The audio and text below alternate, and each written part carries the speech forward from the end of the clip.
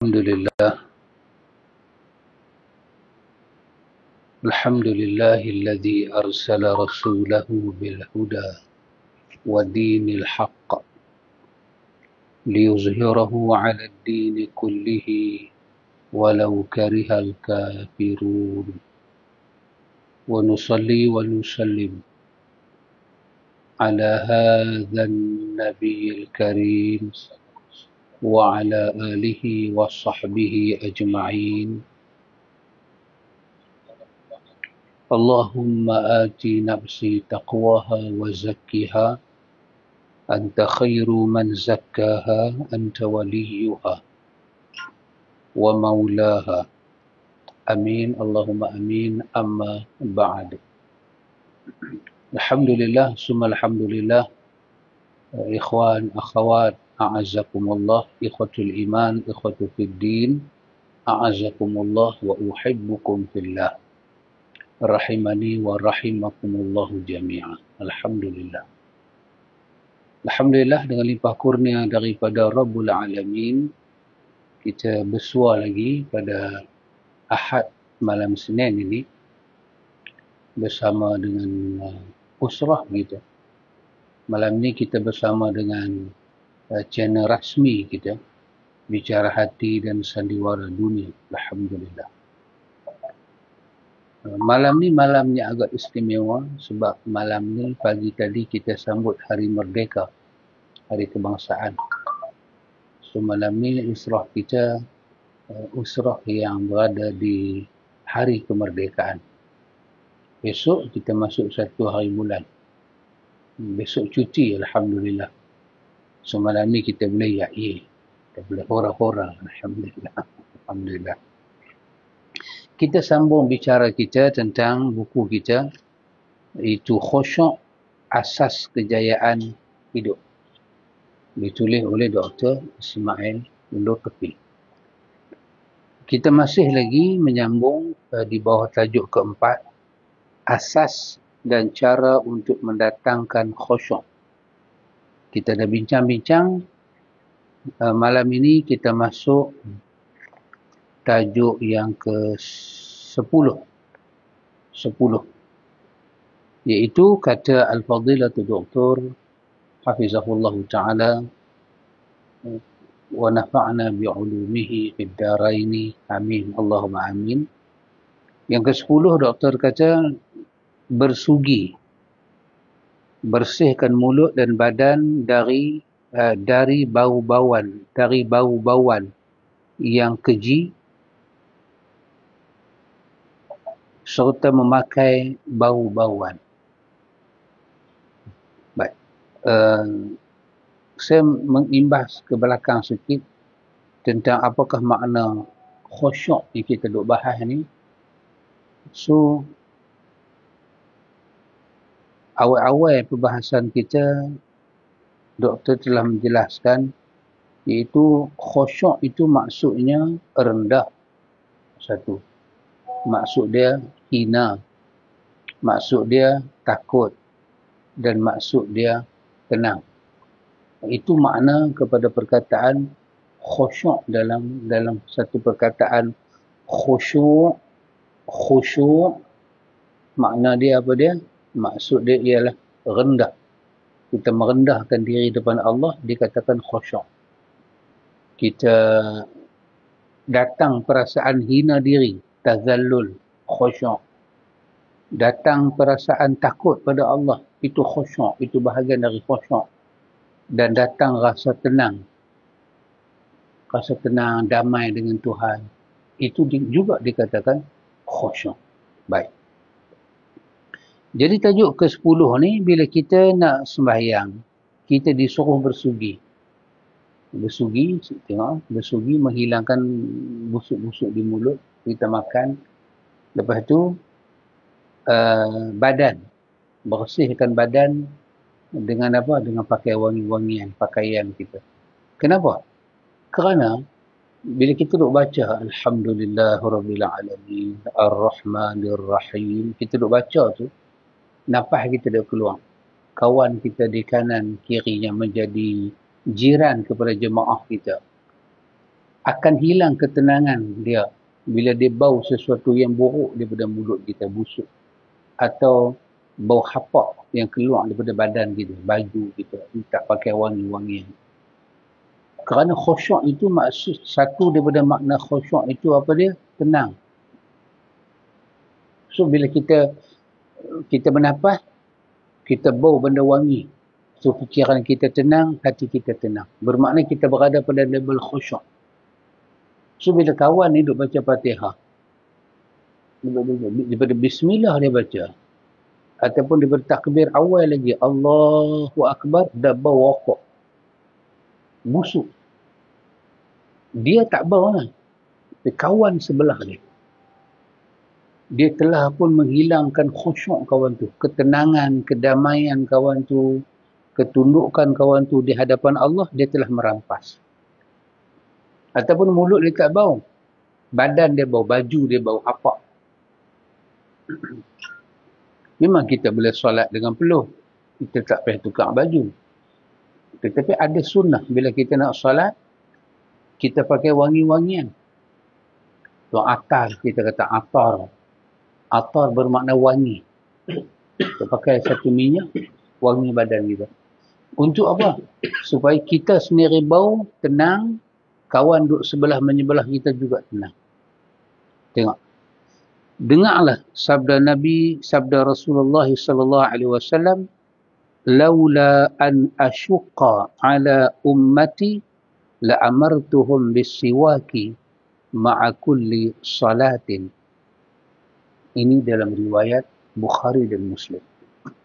Maksudnya, sekiranya tidak menyusahkan umatku, nescaya aku perintahkan mereka supaya bersugi di setiap kali hendak mengadakan salat.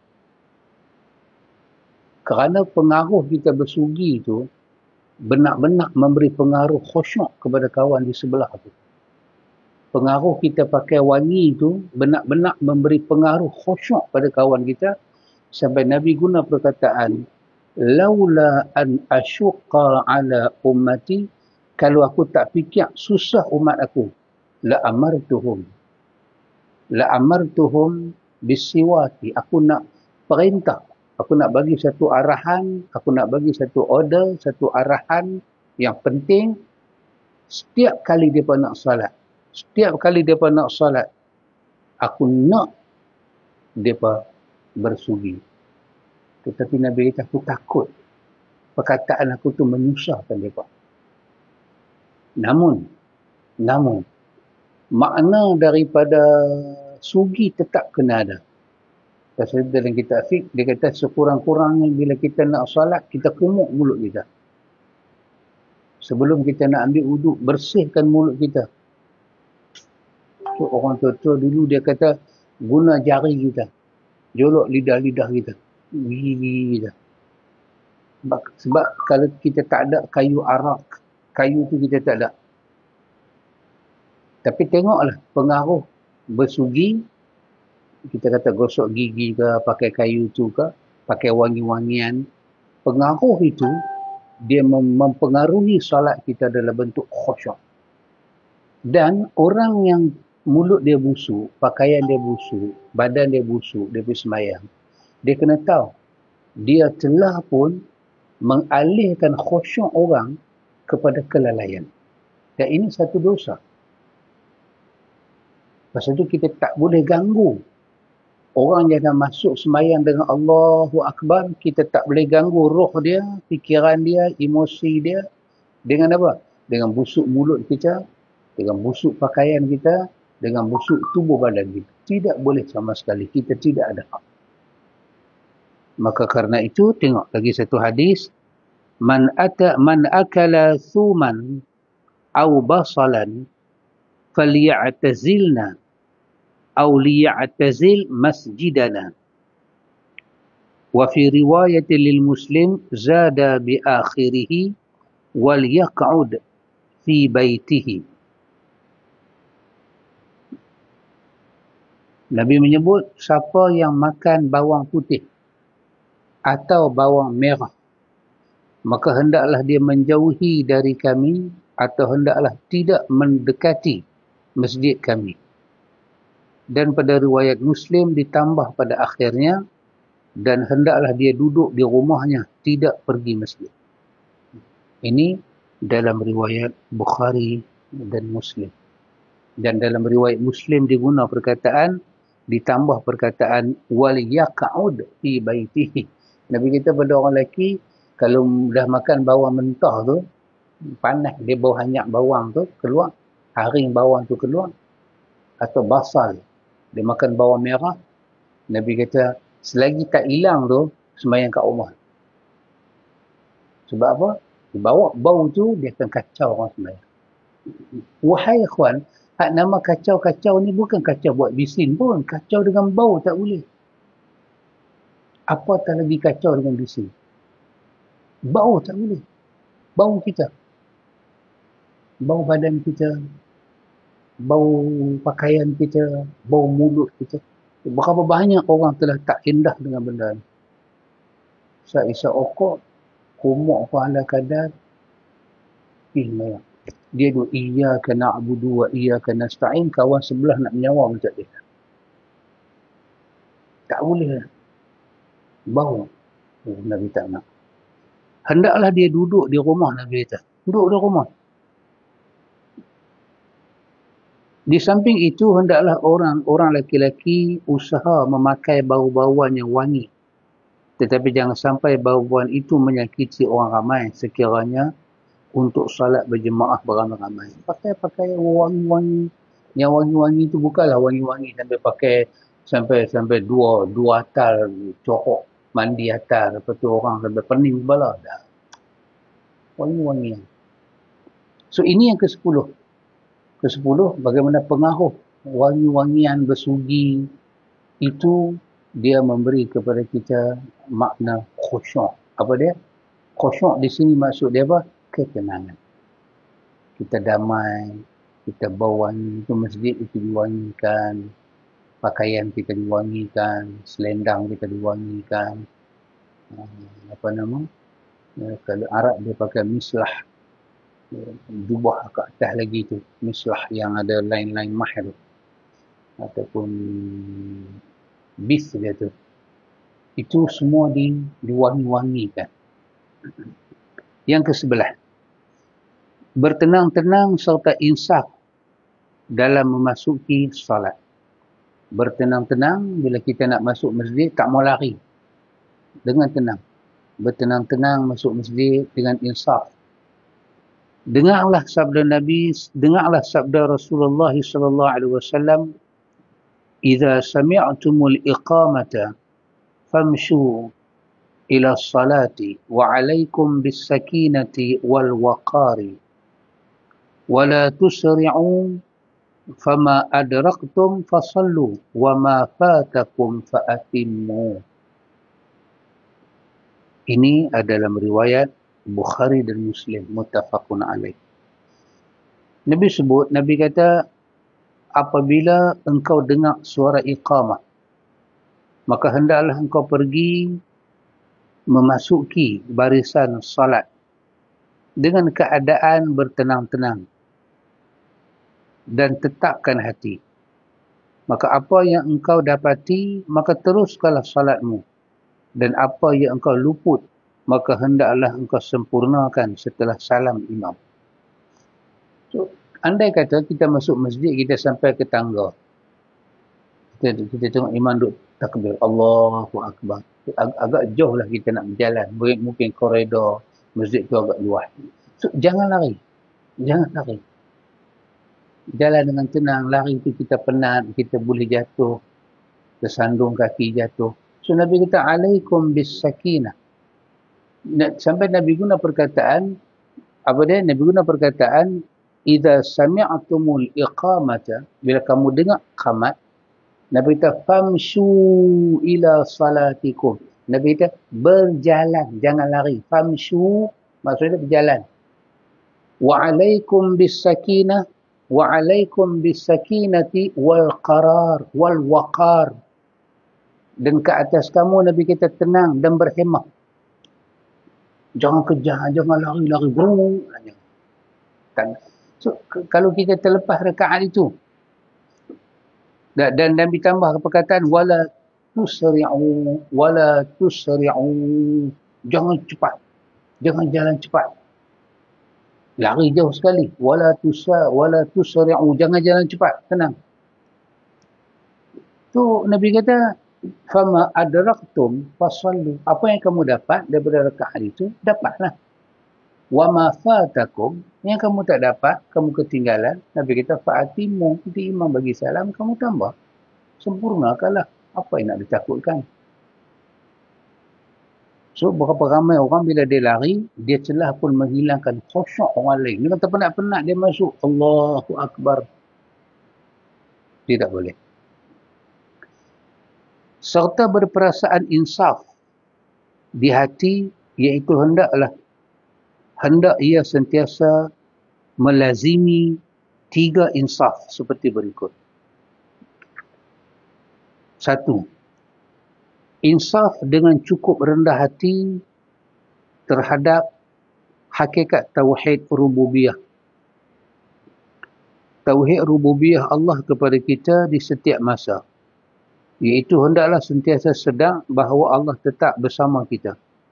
Allah selalu melihat keadaan kita, mendengar perkataan kita, menyaksikan dengan cukup jelas segala gerak-geri kita, zahir dan batin, di mana sahaja tempat dan bila sahaja masa kita berada. Kesedaran seperti itu dapat menimbulkan perasaan gerun, yakni khasyah, takut terhadap kehebatan Allah yang selaku Rabbil Alamin. Jadi doktor kata kita nak masuk solat ni, kita kena masuk dengan perasaan insaf. Insaf. Bahasa kita kata apa? Insaf. Maksud dia apa? Sedar diri. Sedar diri apa dia? Yang kita nak menghadap tu siapa dia? Rabbul Alamin. So, apa guna kita lari? Tuhan nak pergi mana? Lari pula dalam rumah Allah. Dalam istana pun tak boleh lari. Dalam rumah orang pun tak boleh lari. Kita mesti mau insaf. Insaf. Iaitu kita insaf bahawa gerak-geri kita ini sentiasa di dalam pandangan Allah. Allah Ta'ala itu Maliki Yaumiddin, Tuhan yang menguasai hari pembalasan nanti, hari kiamat. Lagi pula, kunna alaikum syuhuda. Ini dalam surah Yunus. Yakni adalah kami, yakni Allah tetap menjadi penyaksi ke atas segala gerak-geri kamu. Kunna alaikum syuhudan, Allah kata sesungguhnya kami ke atas kamu sangat menyaksikan tingkah laku kamu. Jadi insaf. Kemana kita nak pergi? Dan ingat, innallaha kana alaikum raqiba. Ini dalam surah An-Nisa. Yakni sesungguhnya Allah sentiasa mengawasi segala keadaan kamu. Itulah di antara makna ayat. Wa amma man khafa maqama rabbih wa nahan nafsa 'anil hawa fa innal jannata hiyal ma'wa. Yakni adapun orang-orang yang takut kepada kebesaran Allah Tuhannya serta usaha menahan dirinya dari melakukan apa sahaja perkara maksiat dan sia-sia menurut keinginan hawa nafsunya, maka sesungguhnya syurga adalah tempat tinggalnya. Itulah khusyuk yang didasarkan sentiasa takut kepada Allah dan rasa rendah hina di hadapan maqam Rabbul Alamin. Apakah seorang itu berani bergerak apabila dia berada di hadapan seorang raja besar yang sedang memperhati keadaannya?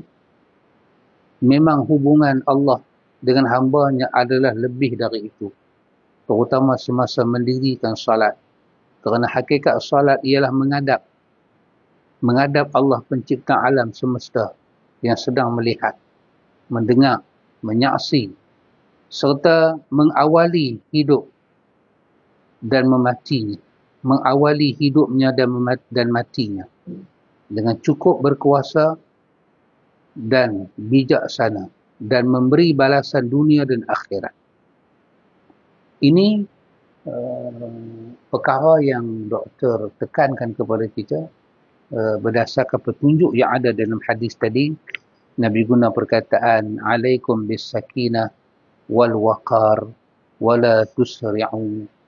Bila nak masuk semayang, berita tenang, berjalan, jangan lari, berhemah, jangan gopoh-gapah. So ini satu mesej, satu benda Nabi nak sampai pada kita, maksudnya insaf, sedar diri. Kita nak menghadap siapa? Kenapa nak menghadap Allah dengan gopoh-gapah? Sedangkan kita awal lagi kita dah tahu dah nak azan pukul berapa. Kita nyatok. Maka jangan menghadap Allah dengan halai balai. Kena insaf diri satu. Yang kedua, dia kata insaf terhadap keaiban. Keaiban dan ketaksiran diri sendiri. Ketaksiran maksudnya kelalaian, kecuaian. Taksir, kecuaian kita. Dan penyakit-penyakit bagi amalan peribadi yang penuh dengan jahil, zalim, syirik, lalai, riak, sum'ah, ujub, sombong, takabur, dan serba taksir, serba lalai dalam menjalankan tugas dan kewajipan. So, insaf yang kedua, insaf perkara ini. Betapa kita batang tubuh dan hati perut yang nak menghadap Allah Ta'ala ini penuh dengan taksir. Penuh dengan keaiban. Penuh dengan keaiban. Penuh dengan kekurangan, kecacatan, dan penuh dengan kecuaian, kelalaian hidup. Jadi, hati perut kita tu penuh dengan macam-macam benda yang memang Allah tak suka tapi ada dalam diri kita. Contoh-contoh yang doktor bagi ialah apa dia? Seperti penuh diri kita dengan jahil. Penuh diri kita dengan jahil. Macam mana kita menghadap depan Allah Ta'ala dengan jahil. Nak tak tahu apa ekor kepala. So, macam kes yang kita dengar tu apa? Satu orang imam, nak jadi imam, dia boleh halau budak di belakang. Dengan penuh kejahilan dia menghadap Allah. Bermakna dia tidak insaf. Tengok orang belakang dia tengok ada orang pakai t-shirt. Dia kata tukar. Tak pakai t-shirt pergi duduk ujung. Yang pakai baju Melayu dengan kain sarung duduk belakang. Dengan penuh tidak insaf. Apakah yang ada perbezaan kita menghadap Allah dengan pakaian ni? Pakaian kita sopan, memenuhi yang Nabi sebut dalam riwayat dia. Kita tak membuka dada. Tidak pakaian yang menunjukkan tak senonoh. Kita dah menghadap Allah Ta'ala. Pakai kepiah, tak pakai kepiah, tak masuk langsung. Itu bukan penilaian Allah langsung. Satu orang pakai kepiah, semayang pakai songkok. Satu orang tak pakai lebay. Satu orang pakai selendang. Satu orang tak pakai. Itu tidak pernah ada tambah nilai pun.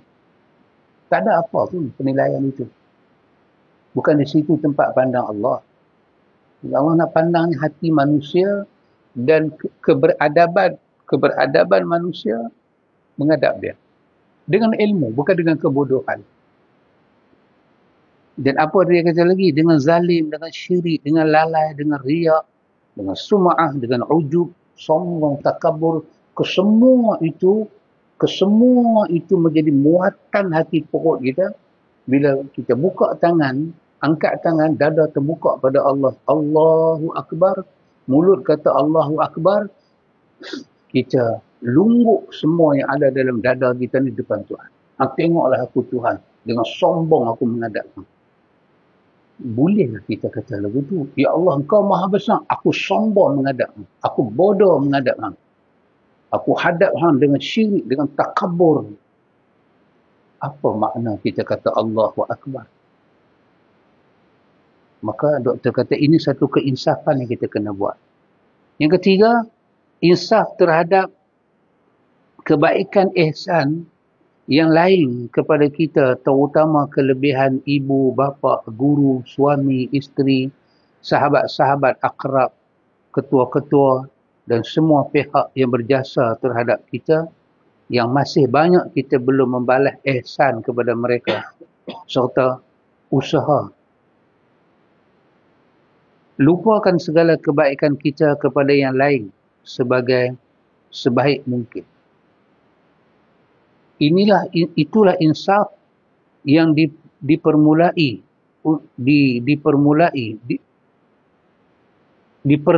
untuk mendatangkan khusyuk dan tawaduk pada hati seorang hamba.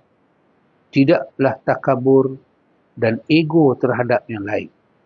Wallahu musta'an. Ini insaf yang ketiga. Kita nak menghadap Allah, kita kena ingat banyak jasa orang kita termakan, dan banyak jasa orang bukan kata balas. Kita kata jazakallahu khairan pun tak lagi.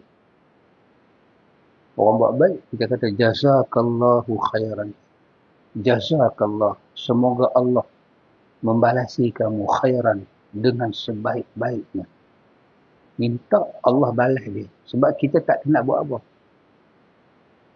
So, apa yang kita boleh buat dengan ikhlas, dengan rendah diri, dengan tawaduk, dengan bermaksud dengan ucapan kita. Kita kata jazakallahu khairan. Saya harap sangat-sangat kebaikan yang Tuhan bagi pada saya ini Allah balas. Itu pun kita tak buat lagi. Tiba-tiba kita menghadap Allah Ta'ala dengan kita rasa kita ni banyak buat jasa. Jasa apa yang kita buat? Terutama mak bapak dia kata.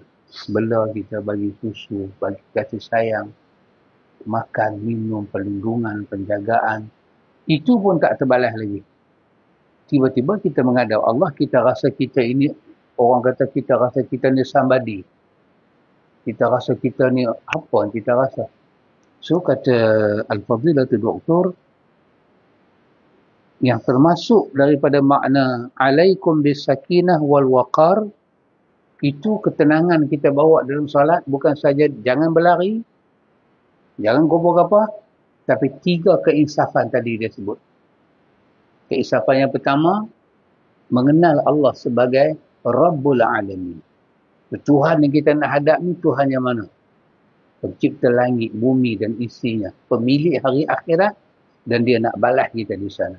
Dia perhati kita dalam dunia. Insaf tu. Dengan itu kita tenang berjalan dalam masjid. Tenang masuk salat. Yang kedua insaf apa? Yang kedua kita insaf keaiban diri kita dan ketaksiran kita, kecuaian kita, kecacatan kita, ketidakelokkan budi dan adab kita. Dan hati kita penuh dengan sifat-sifat yang Allah tak suka. Dan kita dengan takbirnya Allahu Akbar, buka dada, tunjuk kat Tuhan. Kalau kita tahu benda ni, beranikah kita menghadap Tuhan dengan benda ni semua? Tentu tak berani. Kita akan istighfar. Kita minta ampun pada Allah. Dan insaf yang ketiga, jangan pandang langsung kebaikan kita. Kenanglah jasa orang pada kita yang belum kita balas. Bukan balas dengan orang Melayu kata kita berbudi, orang berbudi, kita berbahasa. Nak balas dengan perkataan jazakallahu khairan pun tak lagi. So, itu package yang ada dalam perkara yang kita jumpa pada malam ni, yang ke-11. Tenang serta insaf dalam memasuki salat.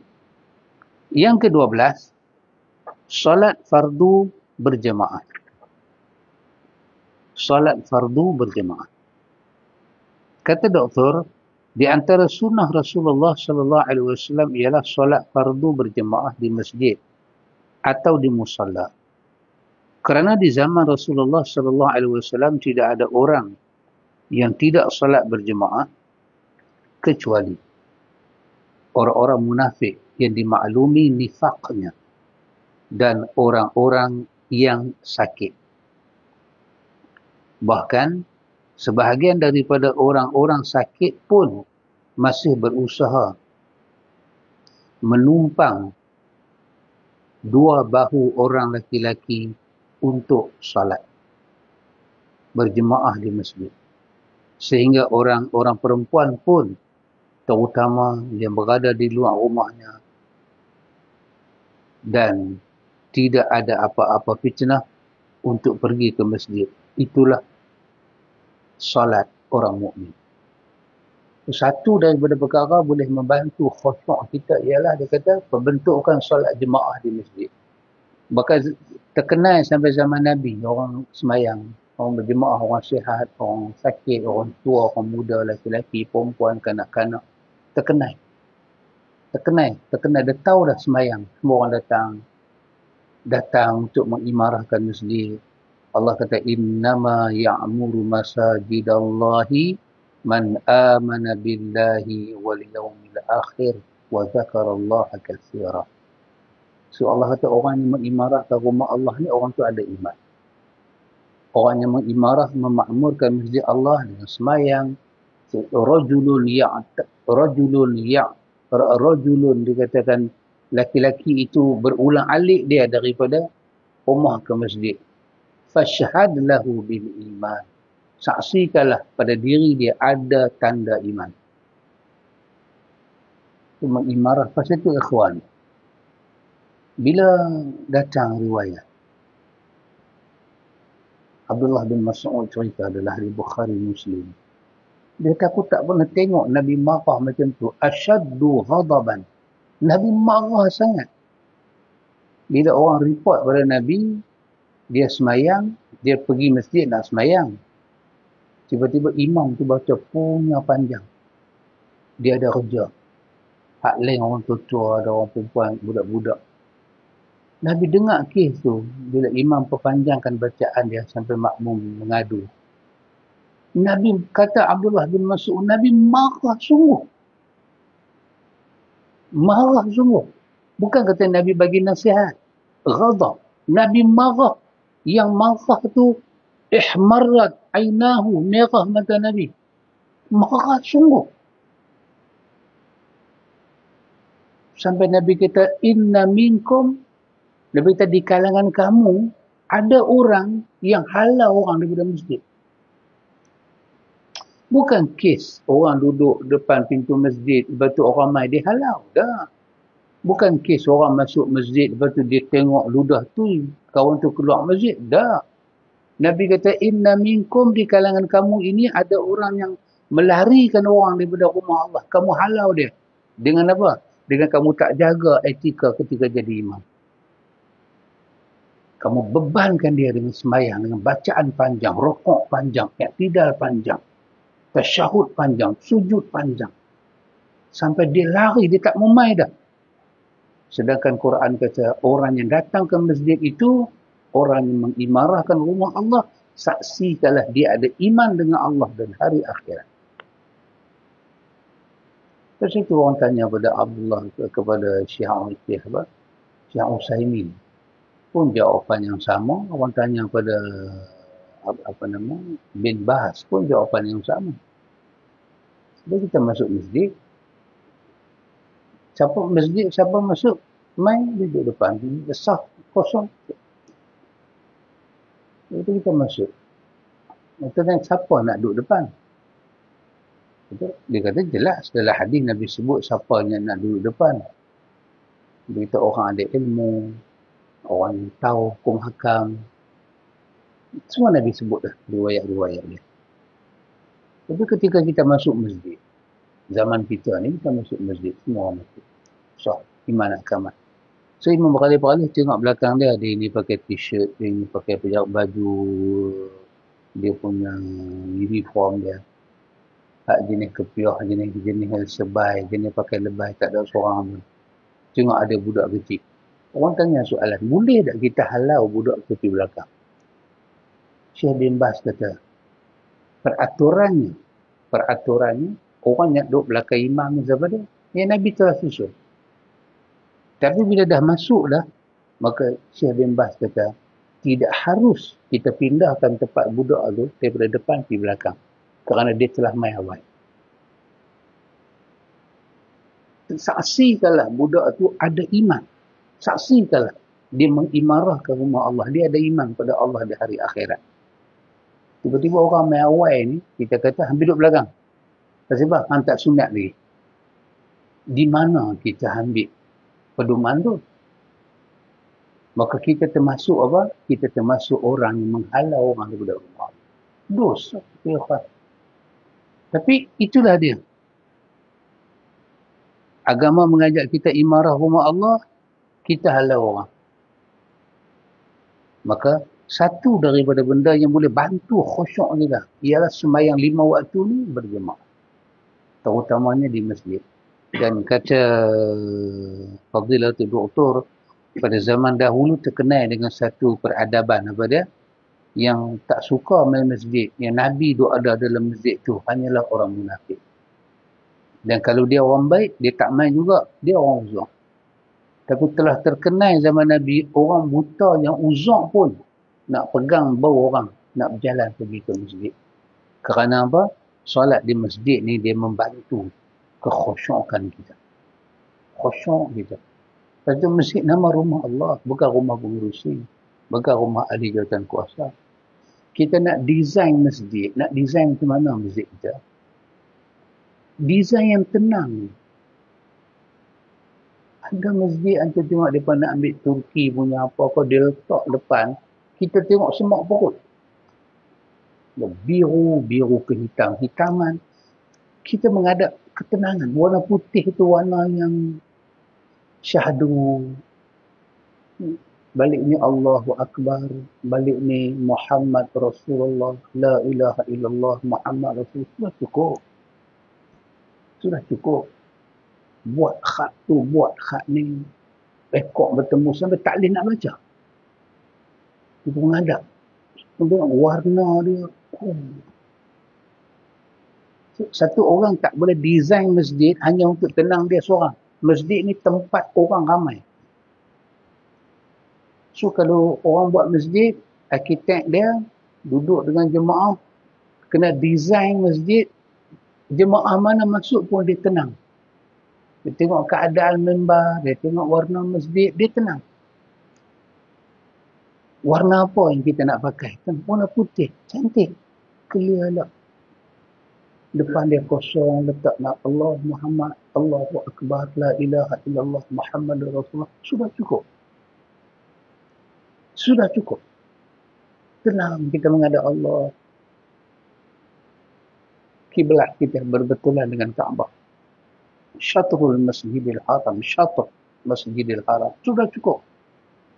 Tapi bila kita design masjid mewakili kehendak peribadi kita, mewakili kehendak kelompok kita suka kasut, kita capalkan masjid kita.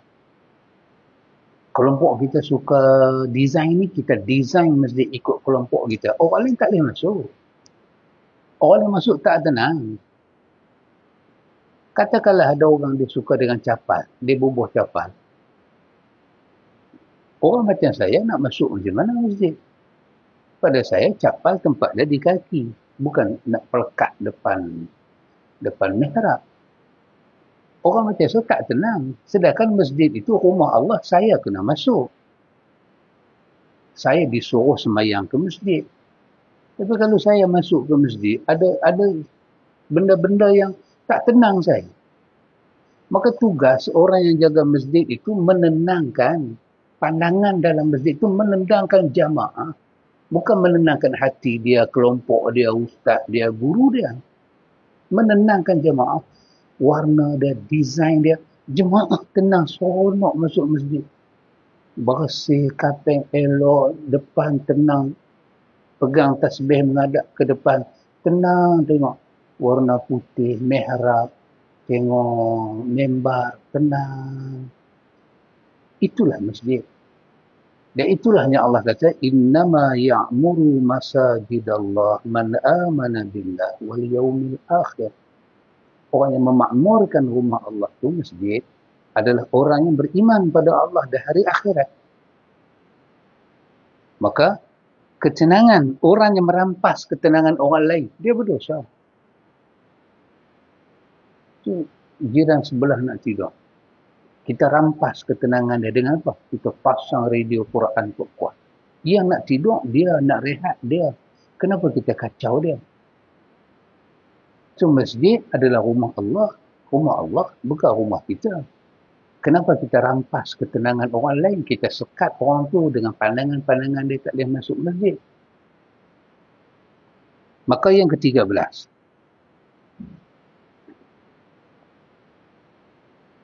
Mata menunduk ke tempat sujud. Bila kita solat, pandangan kita tengok ke tempat sujud. Kenapa? Kerana depan kita ni tak ada Kaabah.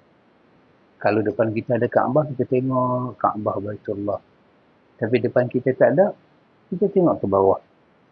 Dari Aisyah radhiyallahu anha, kana Rasulullah sallallahu alaihi wasallam idza shalla ta'ta'a ra'sahu wa rama bi basarihi nahwal ardi. Ini dalam riwayat Al-Hakim, Al-Baihaqi dan yang lain. Apabila baginda sallallahu alaihi wasallam mendirikan salat, baginda menundukkan kepalanya dan menumpu penglihatan matanya ke bumi, yakni ke tempat sujud, kecuali sewaktu tasyahud, maka baginda melihat kepada jari telunjuknya. Ini dalam riwayat Ahmad. Jadi, Aisyah kata Nabi sembahyang di Madinah. Madinah tidak ada Kaabah depan. Maka Nabi lebih memilih, kata Aisyah, pandang ke bawah. Tempat sujud. Kecuali ketika Nabi duduk tahiyat. Nabi akan pandang jari dia bertahiyat. Dia akan tumpukan mata dari situ. Tasyahud. Bersyahadah. So itu lebih mententeramkan jiwa kita. Kita sembahyang, boleh kita tengok kata boleh. Tetapi itu lebih meliakkan jiwa kita. So mata ni anggota kecil, dia tak ada lah batas sembahyang apa pun. Tapi itu menunjukkan kita tak ada kepada sakinah, tak ada kepada insaf. Kita tengok bawah, kita salat. Dengan keinsafan, dengan ketundukan, sakinah, waqar tadi ni, so kita sembahyang. Maka itu yang dibuat oleh Nabi SAW. Yang ke-14, tidak memakai pakaian yang memesong hati dari khusyuk. Rupanya pakaian boleh memesong hati daripada khusyuk.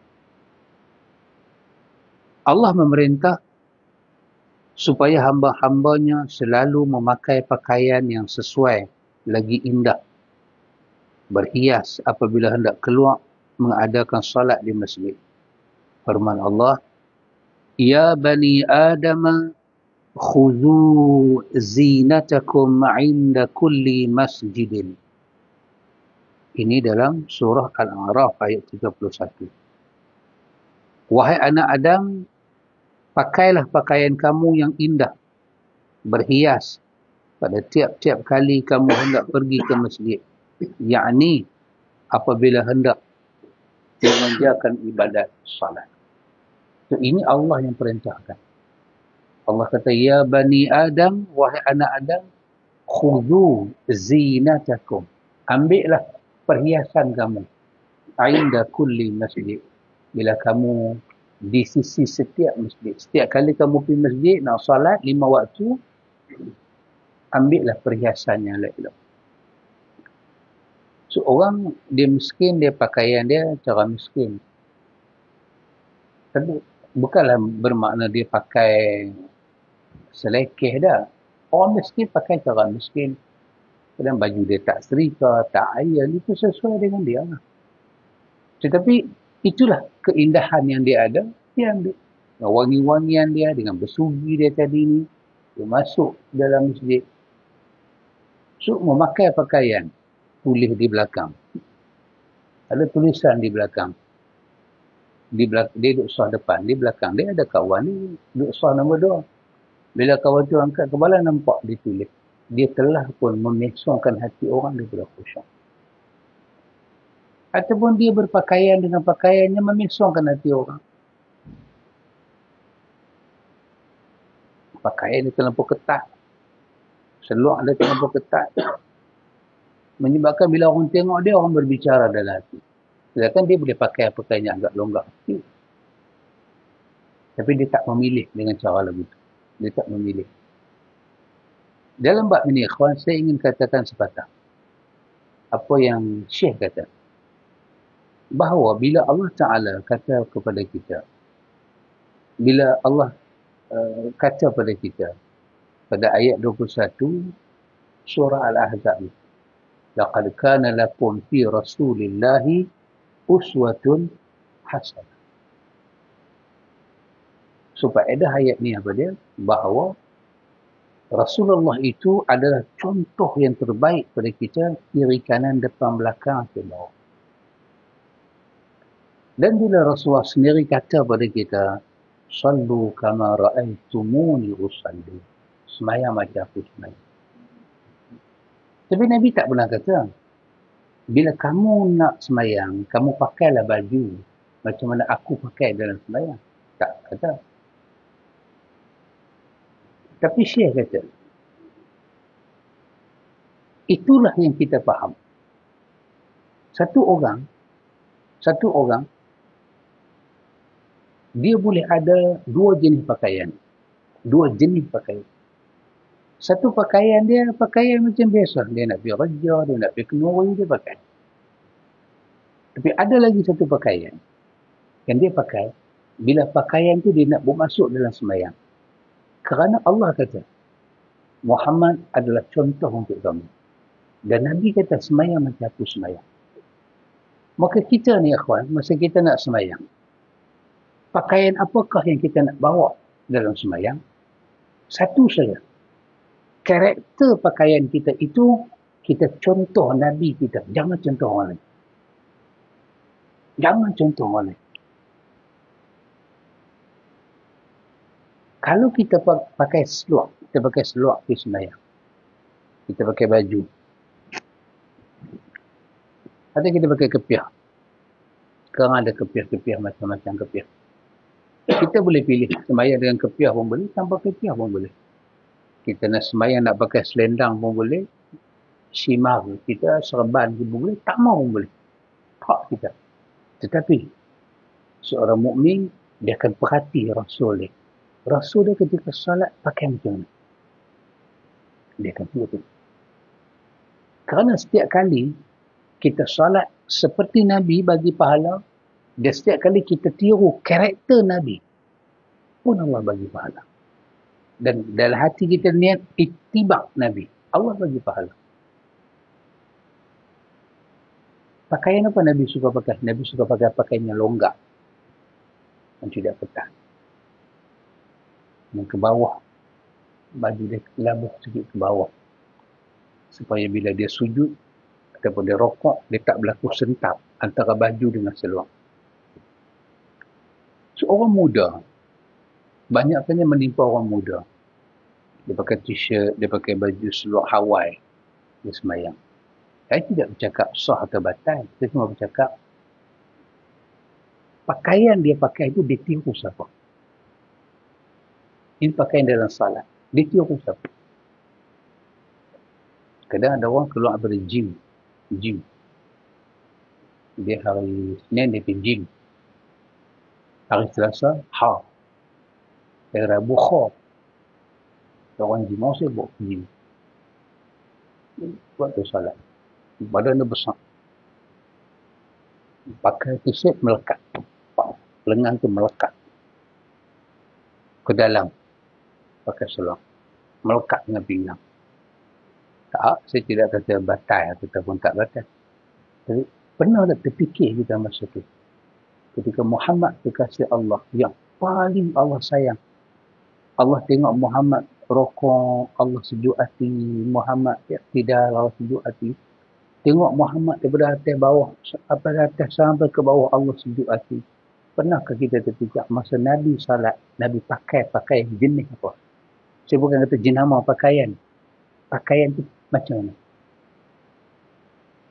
Dan kita didik diri kita, ikhwan, apa-apa perkakas kita bawa dalam salat, kita tidak mewakili mana-mana orang. Hatta kita pakai kepiah. Kadang-kadang di tepi-tepi kepiah ni, ada benda yang orang nak promosi guna kepala kita. Jangan, ikhwan. Jangan. Kita menghadap Tuhan, diri kita. Lepas kita sini cap lagu tu, saat ni dia cap masjid, saat ni cap Kaabah saja. Kita tidak bawa apa-apa simbol. So kalau atas kepala kita ni nak ada macam-macam contoh, kadang-kadang ada kasut atas kepala, tak perlu. Lebih baik semain tanpa kepiak. Main. Yang sabit kata, Nabi pernah semayang tak pakai kepiak. Kalau kita pakai ketayak, tepinya ada tanda. Apa tanda? Tengok tanda tu apa. Kita tak mewakili apa-apa tanda. Kita dengan Tuhan kan. Seperti kita ada janggut. Kita pakai janggut kita, bawa dalam semayang. Janggut kita tak mewakili siapa-siapa. Ada orang ikat, getahkan janggut dia. Untuk apa? Dah solat, nak menghadap Tuhan. Untuk apa? Jangan mewakili siapa-siapa. Boleh semayang berkepiak, boleh berkepiak. Songkok, boleh songkok. Tak pakai pun boleh. Kita ada pakai. Menambah peradaban kita, kesolehan kita, silakan. Jangan mewakili siapa-siapa. Jangan mewakili capal atas kepala. Jangan mewakili logo apa-apa di keliling kepala kita. Kosongkan. Sebagai selendang. Tak perlu ada selendang penuh dengan kasut-kasut. Tak perlu. Kalau itu ada pada diri Muhammad, ambil contoh. Sebab bulan Maulud ni kita diajak sayang Nabi, ikut Nabi. Ikut Nabi. Bukan ikut capal Nabi, ikut Nabi. Maka ini ikhwan satu daripada perkara yang kita kena ambil tahu. Bahawa memperhatikan pakaian kita. Dan tidaklah memakai pakaian yang labuh, yang terhilak ke bawah buku lali, yang terheret ke bawah buku lali.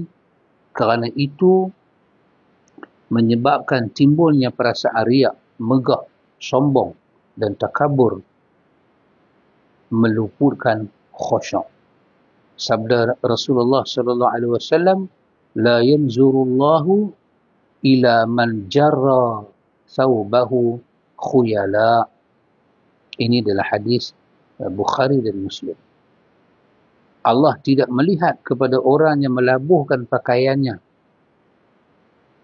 terheret ke bawah buku lali kerana bermegah-megah. So pakaian kita itu macam mana, kedudukan kita macam mana. Jadi kita nak pakai apa? Nak pakai jubah ke? Nak pakai baju Melayu ke? Dalam kepala kita, Rasulullah nombor satu. Baju Melayu jenis apa kita nak pakai? Nama baju Melayu, tapi tangkap pinggang. Lekat. Tak. Baca Syama'il Muhammadiyah. Bagaimana pakaian Nabi. Melayu. Kita boleh pakai baju Melayu, kita boleh pakai kurta, kita boleh pakai t-shirt, kita boleh pakai lengan panjang. Tetapi pattern pakaian kita tengok Rasulullah. Tak salah. Silakan. Tapi bila kita tengok lain daripada Rasulullah, kita akan jadi susah. Pakaian kita labuh, kita tak peduli dan kita tak tahu. Baik. Ikhwan, tadi kita baca daripada nombor 10, 11, 12, 13 dan ke-14. InsyaAllah ikhwan, kalau Allah beri pada kita masa lagi, kita akan sambung yang ke-15. Yang ke-15, doktor kata, tartilkan bacaan. Kita baca Fatihah, kita baca Iftitah, kita baca surah, tartilkan. Nanti dia akan beritahu pada kita apakah yang dimaksudkan dengan tartil dalam salat. Kita takbir dengan gopo baca, dengan gopo dia kena amudu sultan mustaqim. Apa lagi nampak al-ghaib maghdubi alaihim waladdallin. Boleh kalau begitu. Apakah yang dimaksudkan dengan bacaan? Rupanya bila kita bagi sedikit ihtimam, bagi sedikit perhatian, kita akan tengok uniknya solat ini dia satu. Solat ni memang sesungguh-sungguhnya ibadat. sungguh-sungguh ibadat. Dan dalam masa 10 minit kita solat tu, memang kita jaga sungguh peradaban, kita punya gerak-geri kita, adab kita, sopan, santun kita di hadapan Allah. Memang kita jaga sungguh. Dalam bentuk pakaian, tingkah laku, perkataan, bau badan, bau mulut, berjalan dalam masjid, kesemuanya gerak-geri. Keinsafan kita, pandangan kita pada Allah. Oh, dahsyat ya kawan.